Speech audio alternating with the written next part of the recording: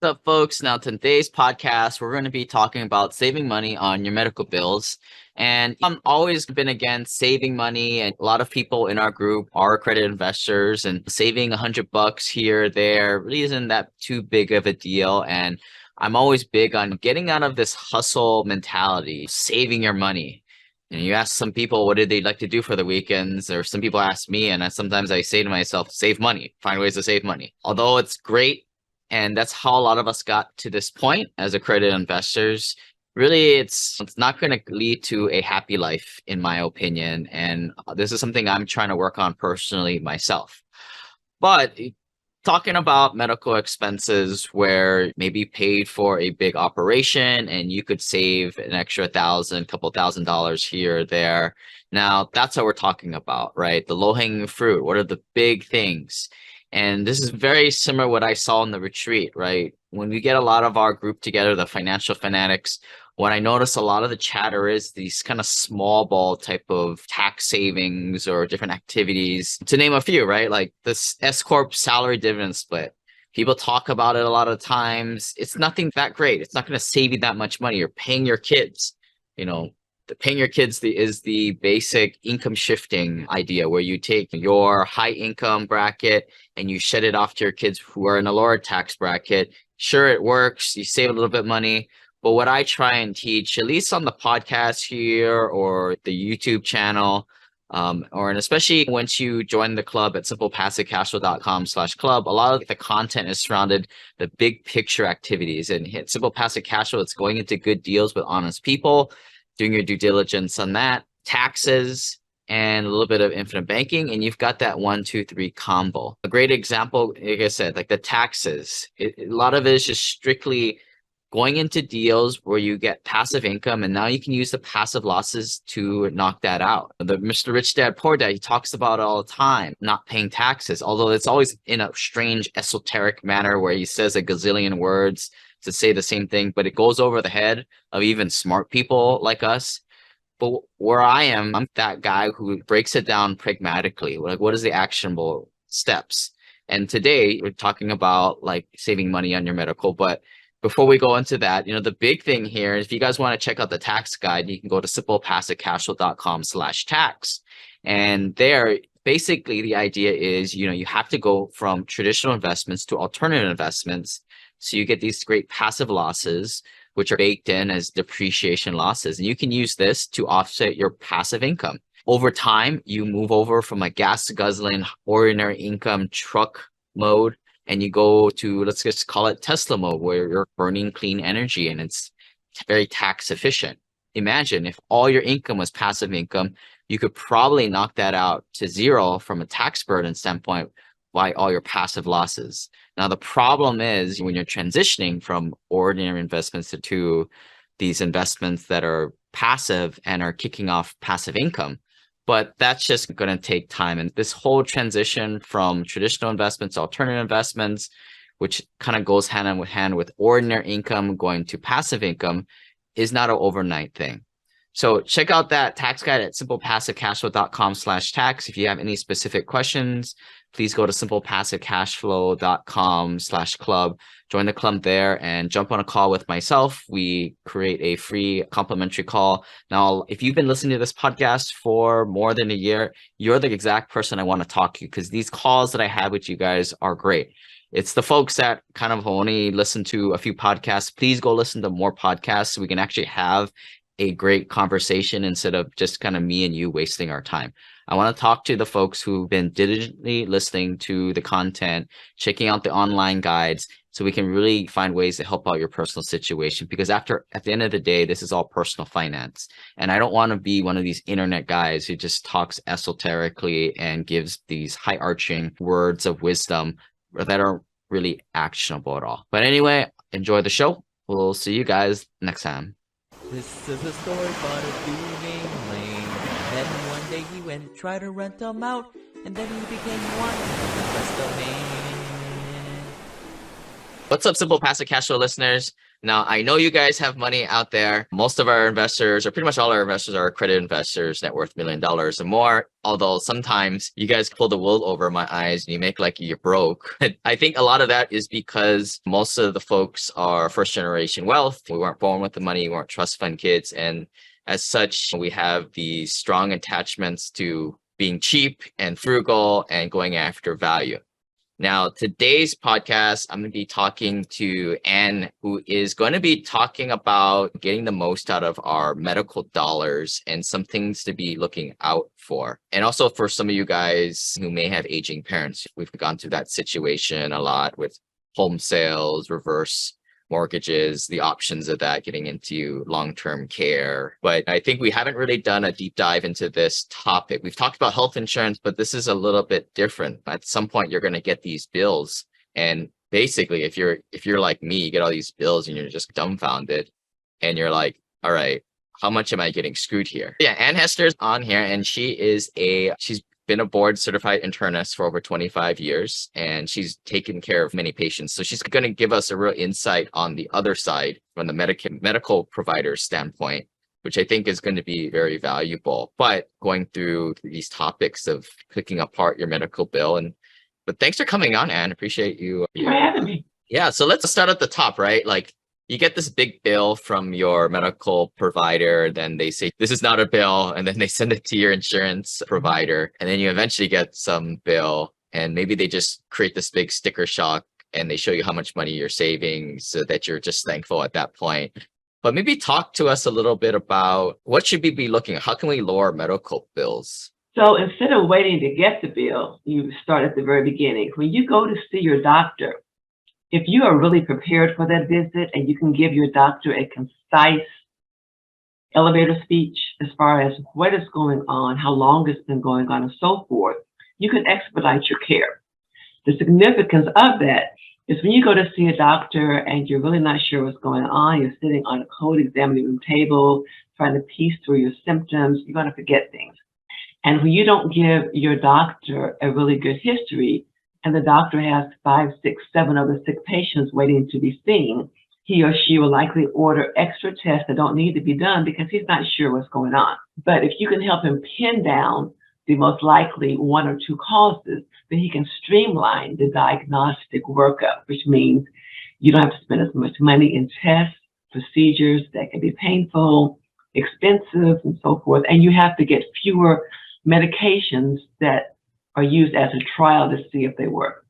So when a doctor is very confident about what's going on, he doesn't need to order all these extra things. He can order 1 or 2 tests, usually maybe no tests, as far as writing a prescription, finding it doesn't work, making another appointment, going back, getting another prescription, it doesn't work, going through this cycle of trial and error, going back and forth, buying all of these medications.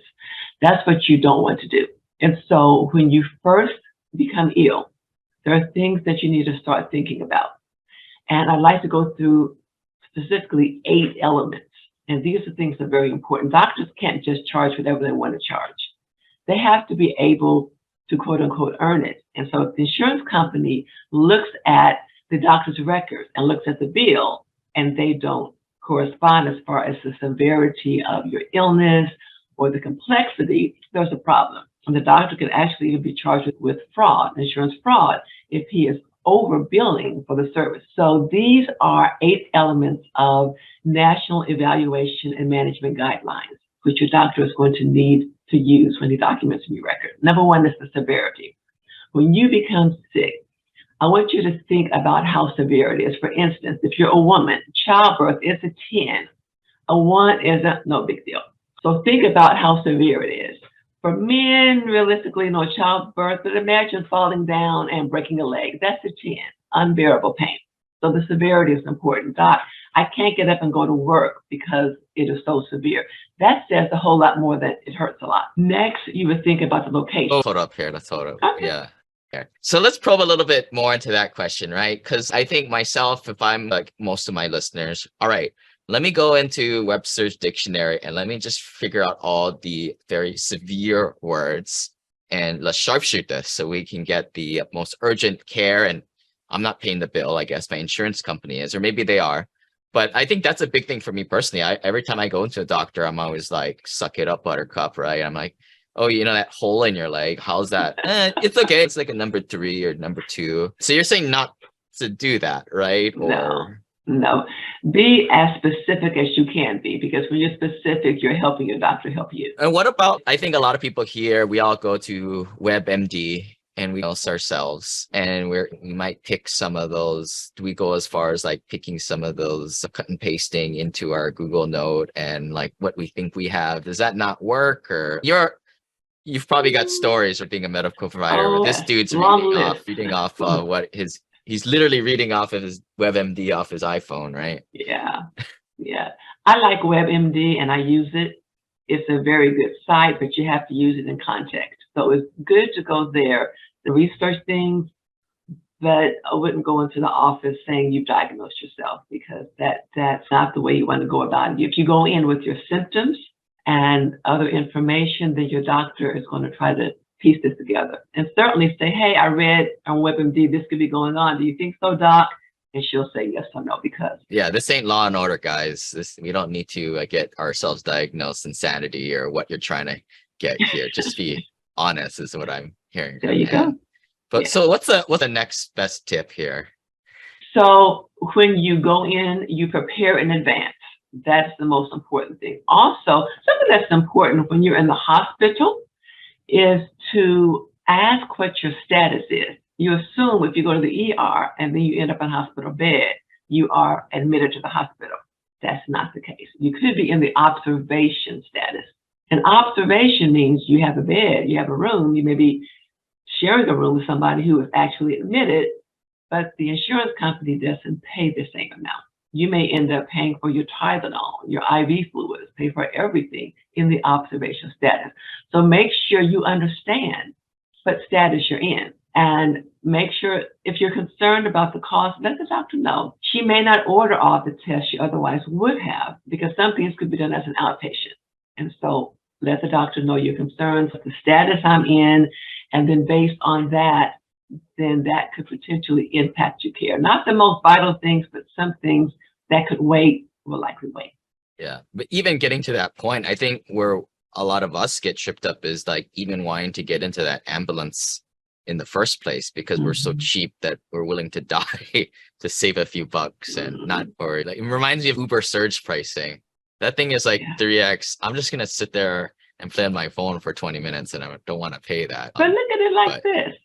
If you don't get seen quickly, your hospital bill could be 10 times as much. If it's something minor and you wait, then you could be in a bad situation. And unfortunately, a few days ago, I lost a friend who apparently waited too long to go to the hospital, and she passed away a few days ago.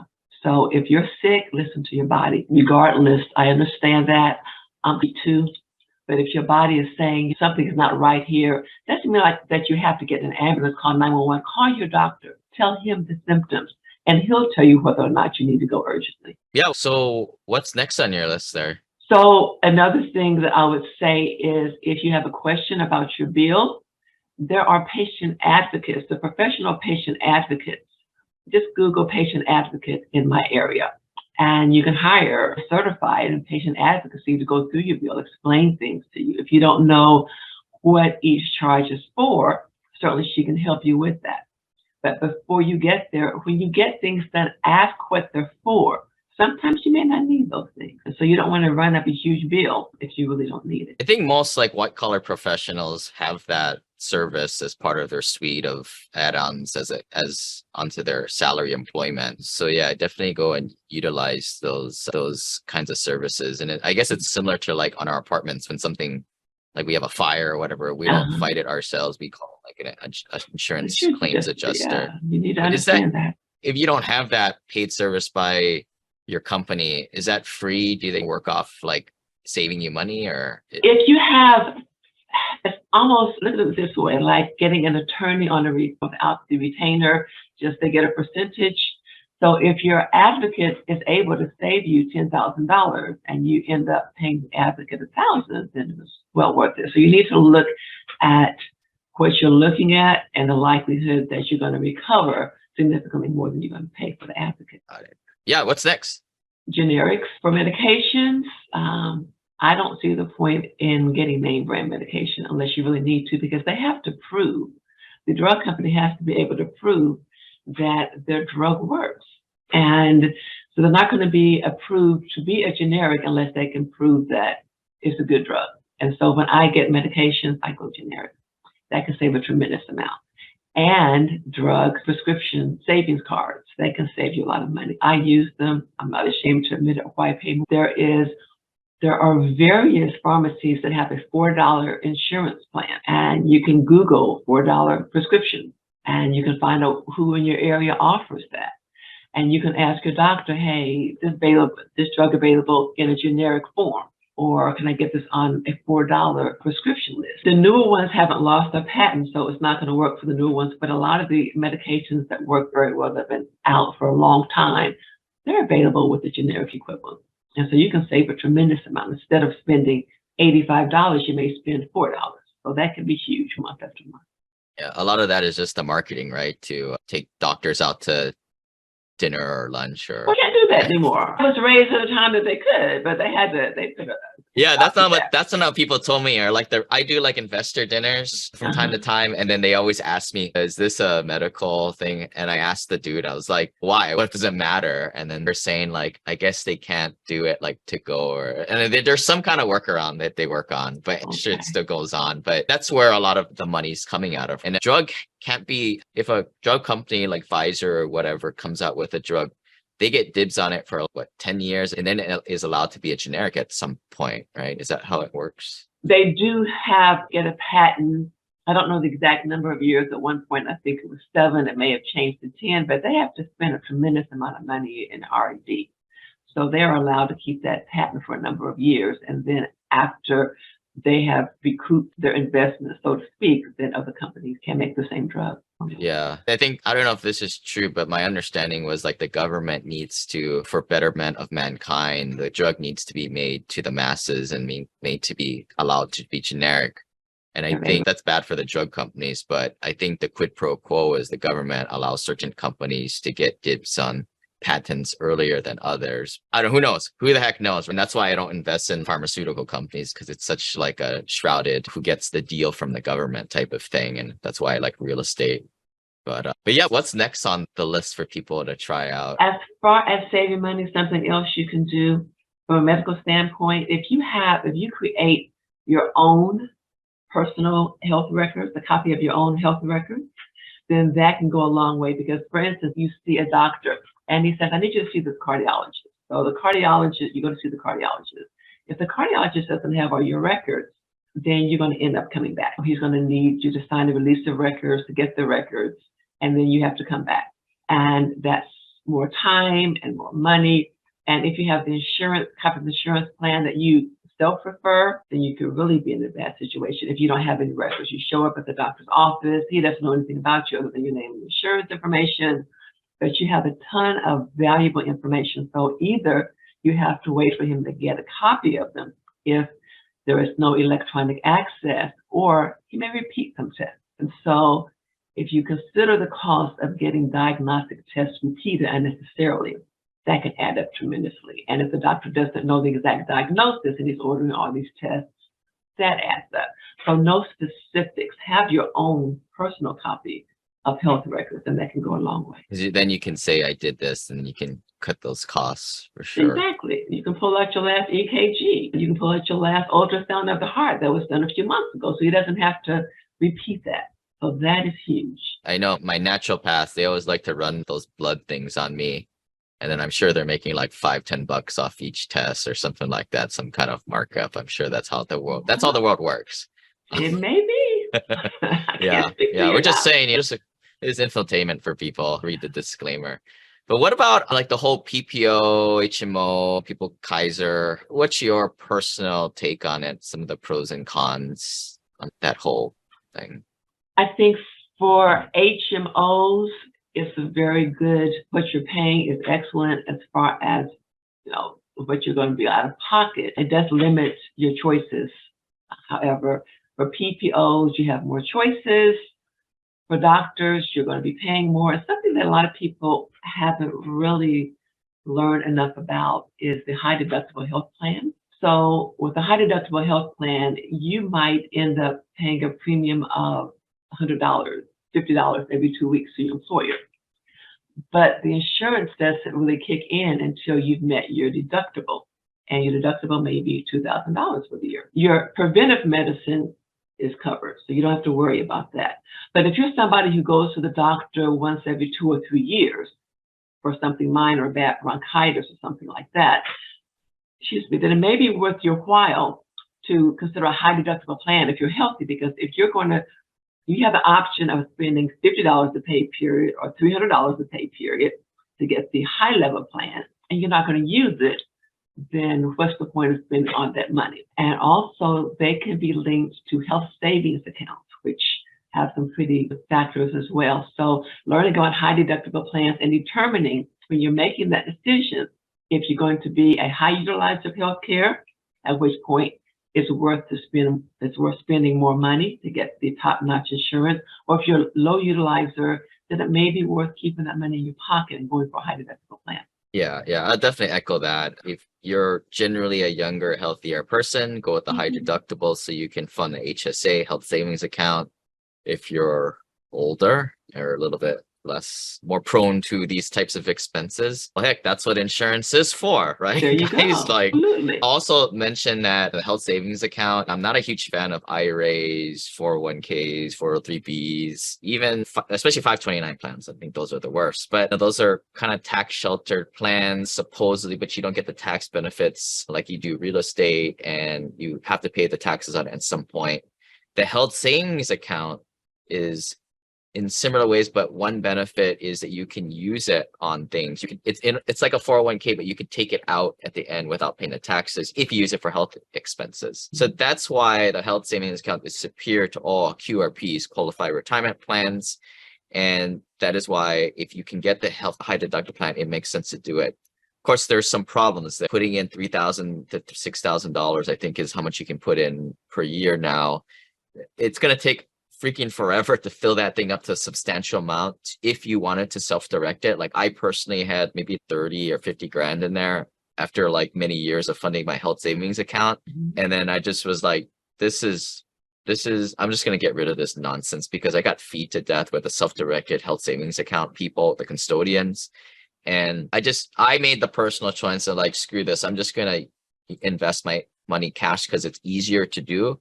And I get the tax benefits to pay no taxes today on my other stuff and forego on the health savings account stuff. But if you guys already have it, and you want to put it into the S&P 500 non-tax advantage things, that's what you want to do with it.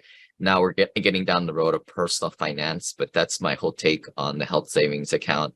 And I would add is more high level, but if you should be filling up your health savings account first before any 401ks, IRAs, because you will need health related expenses than you will ever before you will retire. You're more likely, I don't know if this is true, but if you guys know what I'm saying, you may not get to retirement. You may die, have some medical expenses, and then pass away before you even get to retirement age. And that's where my logic comes to fill up the HSA first. But I guess going back, sorry for my little rant there. But no, it's valuable information. People don't understand the significance. What about like the Kaisers, right? The ones where you get to, you're under an umbrella, and I think it's a little bit cheaper versus like the insurance plans where you get to pick your providers. What is your take on one versus the other? I think it depends on how much you want to pay and how much you want flexibility. And so with the HMOs often costing you less, you do acknowledge that you're not going to have the same flexibility. That doesn't mean you don't get excellent care. You can still get tremendous care, the same quality of care. You just may not have all the flexibility. So you need to look at what you're going to pay and your healthcare needs. If you want to see this doctor you've been seeing for 10 years and he doesn't take the HMO, and your insurance company, your job changes, you may choose the PPO if you are determined to stick with that doctor. You can always pay out of pocket also. So that's another option. If you want to do the HMO, but you want some flexibility, you have that option of saving the money and spending the extra money for that one doctor that you really want to see 2 or 3 times a year. Yeah. Yeah. From the doctor's perspective, why do they not accept the one where people can jump around? Is it because they get more turnover with clientele, or like why would what's I what think different doctors have different mindsets. I spent a lot of my time in health specialist.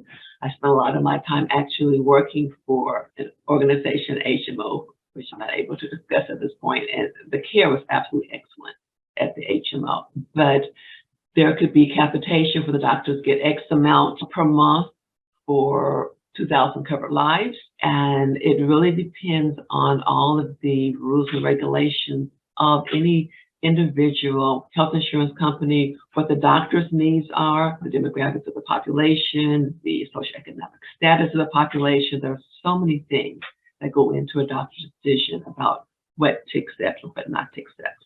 It's not a one size fits all. Yeah, a good insight. I always try and understand whenever you have a deal, understand what's on both sides, what are the needs of both sides. I guess Absolutely. transitioning into, you have a lot of stuff in your new book coming up, about picking the right doctor. And this is something that's always befuddled me. You go on the websites and you like see these ratings, and then a lot of the listeners here are doctors and they all bang their head against the wall. And they're like, yeah, it's just a crappier Yelp with a bunch of pissed off people posting stars and then fake stars, and then your competitor writes reviews, and it's less governed by Yelp. So it's absolutely useless. And I'm like, all right, so what do I do when I'm trying to find a doctor? There are a couple of things. First of all, if you have an insurance plan that you have to use a panel, provider panel, look at that panel, because when you start researching people, unless you are looking to pay out of pocket, you want to be researching the right doctors who actually take your insurance. Ask for recommendations. The doctor who is perfect for your next door neighbor may not work well with your personality. You determine what's important to you. If you work 30 miles from home and you want to be able to see your doctor on your lunch break or when you get off of work, then you may want to pick a doctor who's easier to access there, versus if you want somebody who has weekend Saturday hours or evening hours you want to see from home, then that's significant. So you look at what you want. How conversational do you want your doctor to be? Do you want your doctor to be somebody you can really sit down, open up with, or are you okay with a doctor being somewhat mechanical? This is what's going on. This is your prescription. This is what testing you need to have done. And so you create your list of priorities. And when you go through the doctors, then you will ultimately choose one. You go to see that doctor. And that's like an interview the first time. But before you go to see the doctor and you've made your list, research the doctor. So certainly there are online sites that will rate doctors. Some of them, they are going to have a lot of doctors, a lot of patients who are angry, upset. But you're also going to see a lot of very positive reviews about doctors who spend extra time and so forth. So I would not completely discount those sites. I've looked up actually several of my colleagues just to see what was said. And a lot of things said were actually fit very well into their persona. And so there is some truth for a lot of these posts. Research them and find out their malpractice history. That's something I go into in the book, but you can just Google it and find out how to find the malpractice history. There's actually a website, a general website, and you can go to your state medical board. You can find out the malpractice history. If you've been in practice for decades and you've not been sued at all, that's a great thing. But realistically, the best doctors in the world can get sued. So a doctor's been in practice 20, 30 years, one, maybe two claims. That does not rule out that doctor. You need to look at the whole picture, the whole situation. Again, word of mouth is very important too. I guess I'm going to tie this into our investing as passive investors. The same thing. It's not the area expertise, just like how good a doctor is, that I know nothing about doctoring. What just like looking at deals or syndicators. And I'm a syndicator GP, so I know I'm on the other side of the curtain. So I have a lot more insight than the average LP.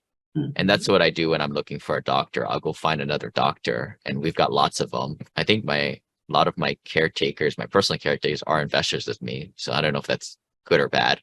And I know like when I get cancer, one of these days, I'll have 20 cancer doctors to help me out and tell me who to work with. But that's like the similarity, that may not be practical for people, but that's the parallel I draw with investing and who do you work with. Nothing's going to give you, nothing replace telling somebody who like as a general partner says, yeah, that GP sucks, or like, what? I would never give my money to that. Just like a doc. No, I'm not saying it's the same. It's probably not. Like, you know, a there are doctor some saying, similarities. Those matter. People who've yeah, experienced things matter. maybe if I were to say 80% of syndicators are brand new under $1 billion of assets under ownership. Good luck, Buttercup. Let me know how it goes. But maybe doctors, it's like a small minority are, yeah, I've watched, if you're a doctor and you know that doctor and you're like, I don't, why don't you pick these other 80%? Yeah, there are. I think that's what I'm looking for when I go talk to people I know I trust. And I think that's why I say, well, build relationships with other passive investors. I don't know how you would do this for doctors unless you have a doctor friend, which typically, you know, for our clientele, they know a doctor or a lawyer or a CPA within their ecosystem, which is why your network is your net worth and that all stuff. But I guess that's what I'm looking for. It's like, Anne, is this the one I shouldn't be being my doctor? Give me a thumbs up or thumbs down. I'll move on to the next one. But I think that's what I always try and do things a little bit differently than the review site. But what you're saying is if you don't have any doctors in your ecosystem, then you got to just use the review sites then and Google them. Use that. That's part of it. And also the word of mouth, information out there about the doctors and also their malpractice history. They've been sued 10 times. Then you keep moving, move on. So do your research. And there are so many ways you can do it. Online, referrals, and other ways you can find out what's going on with the doctor. And then the first time you go, if there's not a good match, it's okay. Move on. Just like with investing, if it's not a good match, you move on. So if you don't have the good feeling about that person, you're in the waiting room, people are grumbling, can't believe this doctor did this, he did this to me. Just keep your eyes open because information is going to present itself. You just have to be mindful of the information when it comes to Yeah. And I don't know if this applies to finding a doctor, but I know with investing, sometimes take referrals with a grain of salt. Like we just completed the retreat recently, and usually half of the people are new. The other half are more in our mastermind inner circle, the family office, Ohana. And I always tell people there's a reason why we put the FOOM badge on people, because they have been with us a while. Some are newer, and that's where you really got to even take a grain of salt with them, but they may not know who is good, even though it is a referral, right? Maybe on the doctor side, just because somebody is nice, a doctor is nice or has good, what do they call it, bedside manner, doesn't mean they're conscientious when they're actually trying to pick apart the problem. I guess I'll stay on my side of the investing house. Just because somebody has good systems or their investor relation teams are great, or they work with you one-on-one, doesn't mean that the operation side of the house is typically different. And in a good company, investor relations and operations are disconnected. They're very different. It's two different skill sets. It's left and right brain. And one does not mean in the other. I would rather have a good operating team and a piss poor investor relations group that is unresponsive and rude. Obviously, that's not the case. And sometimes it's reflective of the management on the C-suite level, of course, inefficiencies and problems that arise that aren't handled. But I'm just pointing this out, that just because certain things are a certain way doesn't mean that that's not, at the end of the day, what's the goal? When you're investing, that you work with honest people that are going to steal your money, and of course work your money the best way. And maybe in this respect, the doctor, the best care. And me personally, I don't really care how kind they are to my face, but each to their own. Yeah. Any other money saving hacks that people to kind of? I think those are pretty much the most significant things that people need to be focused on. Yeah. So I guess thanks for jumping on the other side, being a caretaker yourself over 25 years. And what kind of made you jump ship and come on this more advocacy side, I guess?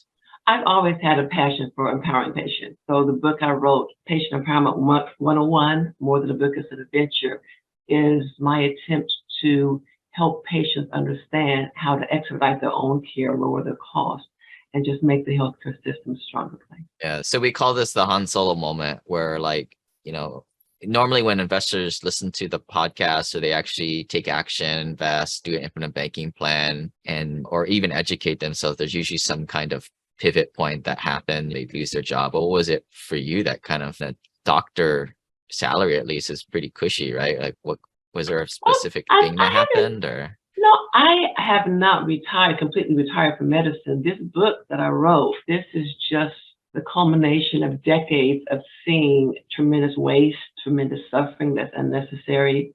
So this just goes alongside with what I'm doing. It is not replacing it. Yeah, I like it. I like it. The side gig. Get a little 1099 action. Do yourself a little S corp salary dividend split. Don't pay self-employment taxes on the dividend side. I like it. I like it. 2 offices, commuting to work, that kind of stuff. And then also helping other people and fueling your passion. It's a beautiful thing. And how do you want people to get a hold of you? Or you want people to check out the book, dives into more detail what we went high level today? It's called Patient Empowerment 101, More Than a Book. It's an adventure. You can get it on Amazon, or you can go to the website, patientempowerment101.com or patientempowerment101.blog, just for more information about how to empower yourself. All right, and appreciate it. And for those of you folks who aren't in the club, go to simplepassivecashflow.com/club. We talked about topics such as this that pertain to our financial well-being. You get access to a lot of free e-courses in there. And once you're signed up for that club, sign up for that onboarding call with myself. I still do those, even though my staff tells me not to. But yeah, I want to make a connection out there with folks, and I'll see you guys next time. This website offers very general information concerning real estate for investment purposes. Every investor situation is unique. Always seek the services of licensed third-party appraisers and inspectors to verify the value and condition of any property you intend to purchase. Use the services of professional title and escrow companies and licensed tax, investment, and or legal advisor before relying on any information contained herein. Information is not guaranteed, as in every investment there is risk. The content found here is just my opinion, and things change, and I reserve the right to change my mind. Above all else, do your own analysis and think for yourself, because in the end, you are the only person who is going to look out for your best interests.